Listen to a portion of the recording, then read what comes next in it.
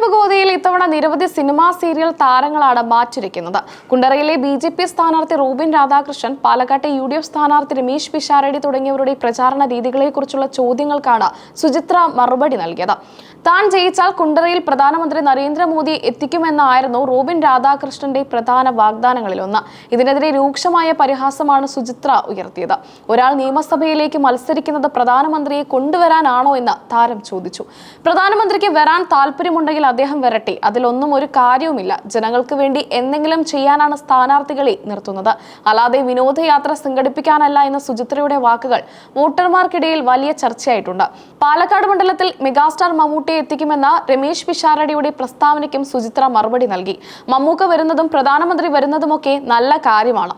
എല്ലാവരും നമ്മുടെ നാടിന് വേണ്ടപ്പെട്ടവർ തന്നെ. പക്ഷേ വോട്ട് ചോദിക്കേണ്ടത് അതുകൊണ്ടാവരുത്. ജനങ്ങൾക്ക് വേണ്ടി വിശ്വസ്തയോടെ പ്രവർത്തിക്കാൻ തയ്യാറുള്ളവർക്കാണ് ജനങ്ങൾ വോട്ട് നൽകേണ്ടത്.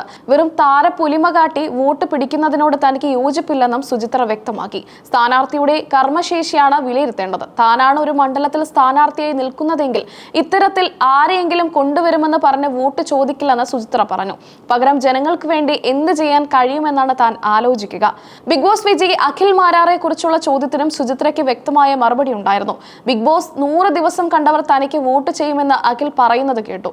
ഒരു ജനപ്രതിനിധിയായി അദ്ദേഹത്തിന് എത്രത്തോളം തിളങ്ങാൻ കഴിയുമെന്ന് കണ്ടറിയണമെന്നായിരുന്നു താരത്തിന്റെ നിരീക്ഷണം. താരങ്ങൾ രാഷ്ട്രീയത്തിലേക്ക് വരുന്നതിനെ സുചിത്ര എതിർക്കുന്നില്ല. എന്നാൽ രാഷ്ട്രീയത്തെ ഒരു സീരിയസ് കാര്യമായി കാണണമെന്നും വെറും പബ്ലിസിറ്റി സ്റ്റണ്ടാക്കി മാറ്റരുതെന്നും അവർ ഓർമ്മിപ്പിച്ചു.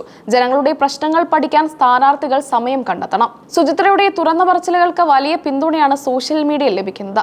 യഥാർത്ഥ രാഷ്ട്രീയ ബോധമുള്ള നിലപാടെന്നാണ് പലരും നടിയുടെ വാക്കുകളെ വിശേഷിപ്പിച്ചത്. താരപൊലിമയേക്കാൾ വികസനത്തിന് മുൻഗണന നൽകണമെന്ന സന്ദേശമാണ് ഇതിലൂടെ ലഭിക്കുന്നത്. തിരഞ്ഞെടുപ്പ് അടുത്തിരിക്കെ വോട്ടർമാർ വൈകാരികമായ വാഗ്ദാനങ്ങളിൽ വീഴരുതെന്നും സ്ഥാനാർത്ഥികളുടെ യോഗ്യതയും നാടിനോടുള്ള പ്രതിബദ്ധതയും നോക്കി മാത്രം വോട്ട് ചെയ്യണമെന്നും സുചിത്രയുടെ വാക്കുകൾ പരോക്ഷമായി സൂചിപ്പിക്കുന്നു.